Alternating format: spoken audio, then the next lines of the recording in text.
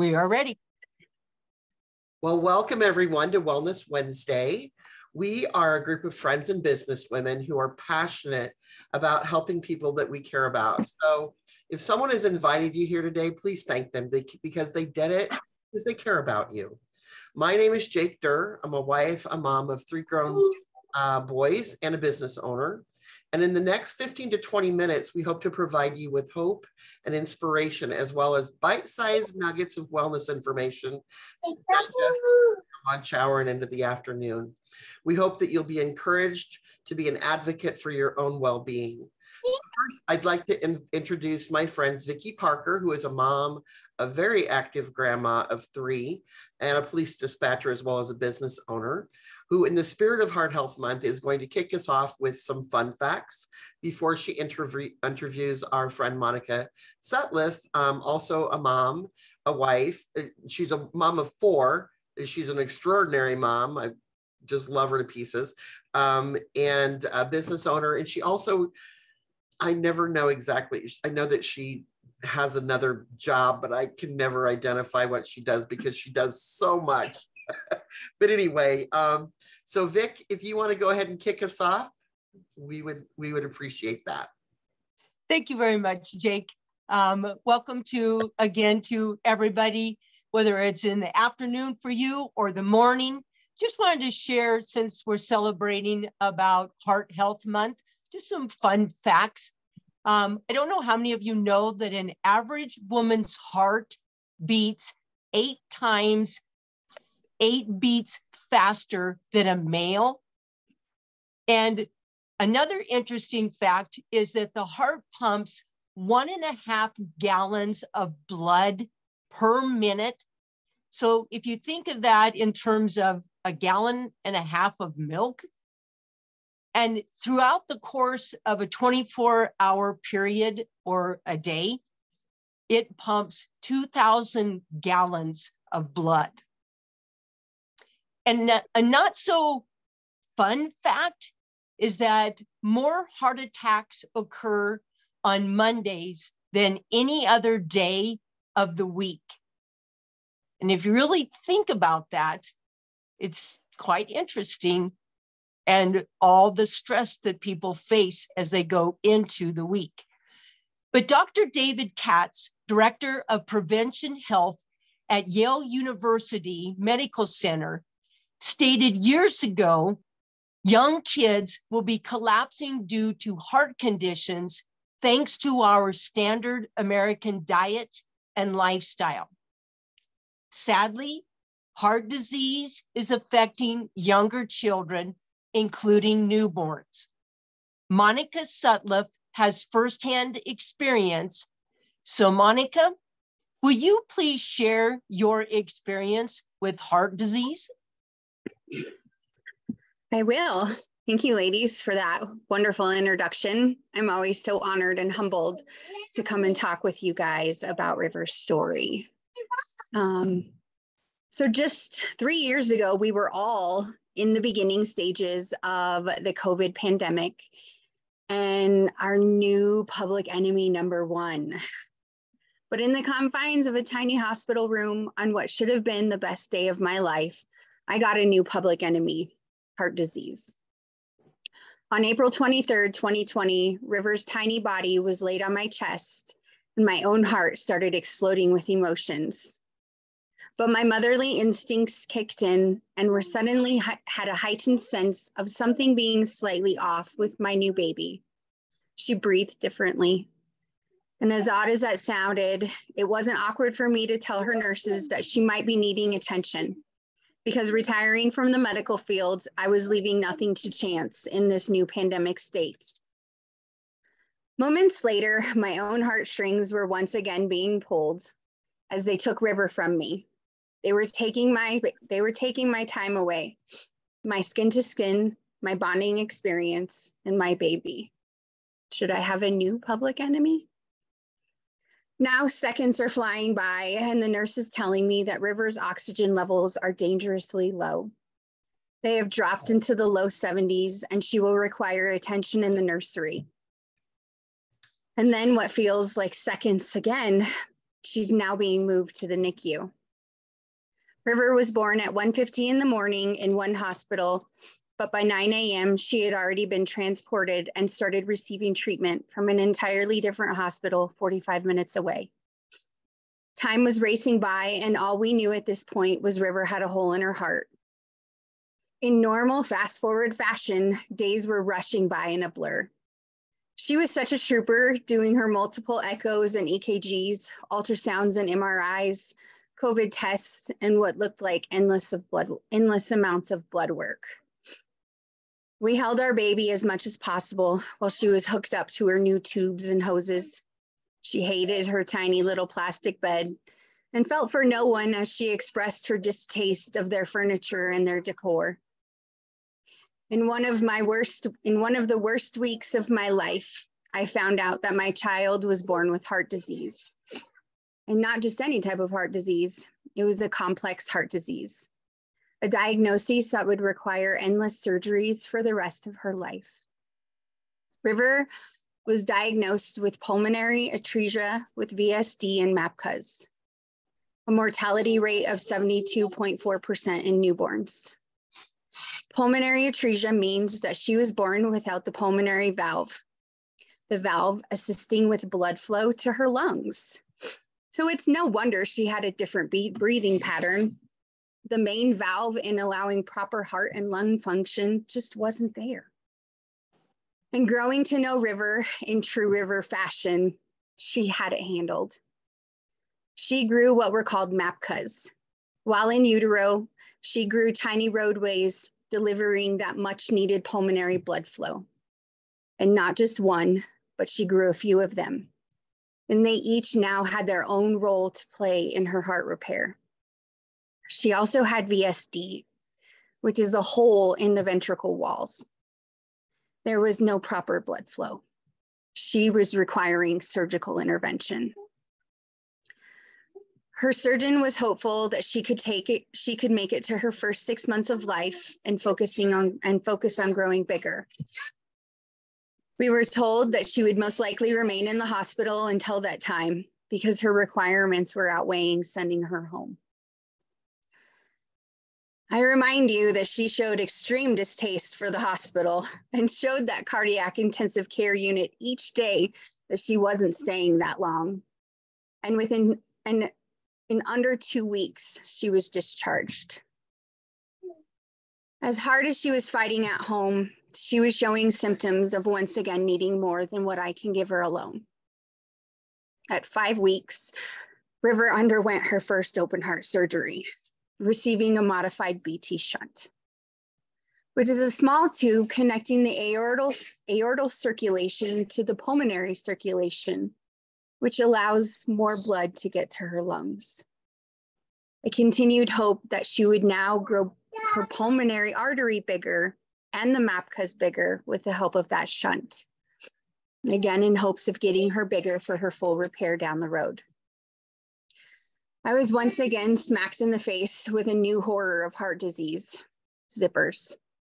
That giant scar that River would now wear as a badge of her courage. What am I going to do to help her? As a river always finds its way, so did ours. She made it to 6 months with her shunt, and we prepared her for her second heart surgery. More echoes, EKGs, ultrasounds, caths, COVID tests, and those endless tubes of blood. September 28th, 2020, River underwent her second open heart surgery. 13 grueling hours later, she was on her way to recovery. A river cannot be stopped so easily. Again, in under 2 weeks, she showed that CIC unit. She didn't care for their now tiny metal beds, and she continued her recovery at home. Her surgeon discussed with us that the longest a valve had stayed in before needing to be replaced with him was 2 years. Last September 28th, 2022, River hit her 2-year mark. We anxiously waited for the year's follow-up because I was certain we would be discussing what surgery looks like later this year. Although River had passed her 2-year mark set before in previous valves, I see her activity dip some days. She can keep up with the best of them, but I know she needs some rest sometimes. Back in 2020, for me, COVID had nothing on this upcoming diagnosis of heart disease and the presence it was now going to make in my family. So Heart Month is a wonderful month to celebrate our River and all that she's accomplished in her 3 short years. In gestation, your heart starts to form as early as 3 weeks after conception and is finished by week 7. So from week 3 to week 186, River hasn't taken a day off in her heart disease. And as a mother, I can't afford to take any days off either. Thank you very much, Monica. I've had the privilege of watching this beautiful child who is now River is now 3 years old and is vibrant and healthy, not typical of a heart baby in many, many ways. What have you done differently? And share some of the specific results with us, please. Well, as thankful as we are for Western medicine, we can't stop there in her care. Her surgeries are only the half of it. What we are putting in her body in between those surgeries is just as important. And that's when we started using a plant-based omega. First, we faced that giant scar head on, and I started using a plant-based omega on River as a form of scar repair. Now her scars are almost invisible. Because her tiny body was working so hard at just surviving, other organs were also slowing, causing additional issues for her. One such slowdown was her bowels. She had many dietary restrictions that delayed where she could be with food at her age. But thankfully, we were introduced to a way to get 50+ plants into her food every day in just minutes. And it's then that her bowels actually started waking up and she began having regular bowel movements daily. It's a big change from 2 or 3 or even 5 days in between those bowel movements. And those dietary restrictions, they're all gone. And based off the numbers that they're following with her valve, she is still well enough away from needing her next intervention. She has a slight cough when she exerts herself with extended periods of time, running or playing with her sister, or dancing to her favorite movies. We will continue to monitor her activity level as we really start to see her slow down and have more lazy days as that valve weakens. And if the cough progresses, she will need to see a pulmonologist. 1 second. But during those follow-ups, she undergoes hours of EKGs and echoes. Yep, I can help you in just 1 second. During those EKGs and echoes, they're taking an extensive look at how her valve is functioning and how much longer she can go before another follow-up. Back in 2022, we were beyond thrilled to hear that she was given a 1-year clearance, and that would push her past her 2-year valve mark. And at this year's follow-up, we were floored to hear that she and her valve are looking good enough to push through another year.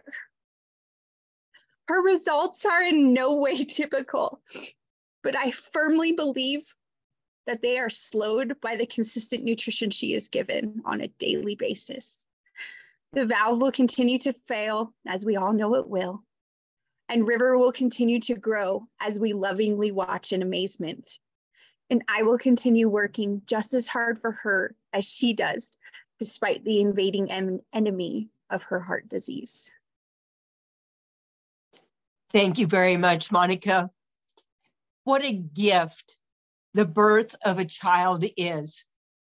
At that moment, we don't think about how easily that little one can be gone. My daughter was born premature and was taken from me. I didn't know if I would see her again.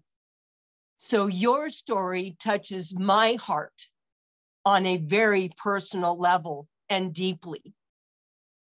Thank you for being so authentic and vulnerable. I also feel many of us take our physical heart for granted, and we don't really pay attention to how we treat it. It beats without any effort on our part. The top recommendations of the American Heart Association is eating more plants like fruits and vegetables and being physically active.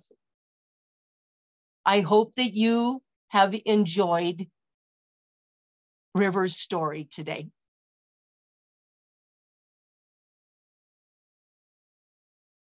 Oh, Jake, you're muted. I am. I thought I unmuted myself. Thank you, ladies, so much. Monica, I can never, I've heard your story. I can't even tell you how many times that I can't get through it without tears. It just really touches my heart so deeply. And I appreciate you being so vulnerable and sharing this. You know what? Before I go on and close this out, would you just introduce us to River, please? I've been trying to get her over here. Everyone wants to see you. Can you say hi? Hi, River. Hi, Say River. hi, everybody. She wants to help fix my Being hair. shy now. Yes. Oh, she's a cuddle bug too. Yes, she is. Yes. Well, we just really want to thank everybody for joining us today. We appreciate you being here. We really hope that you found value and inspiration in this past, 15, 20 minutes. And if you have any questions about River, you can, Monica will be happy to stay on and answer those. And if you've got any questions about what Monica has done regarding the 50 plants that she feeds her every day, please get back with the person that invited you, because I know that they'll be happy to share more information about that. And if you know of someone who would benefit from this and from hearing River's story, we will have a recording of this on YouTube, and I'd be happy to share that later, or get with the person that invited you and they can connect with me and I can get that to them. So next week, we're going to be doing this again, but next week we're going to be, it's going to be all about you and what you can do to jumpstart your health. And, as Vicki shared about Heart Health Month, with the adding more plants and more movement, well, that's going to be part of what our friend and certified fitness professional Janelle With is going to be talking about. So we hope that you will join us again. We may change the time. So get back with the person who invited you, and we can get that information, but it will be here on this same Zoom line. So again, thank you so very much for joining us. And we hope that you have an incredible week.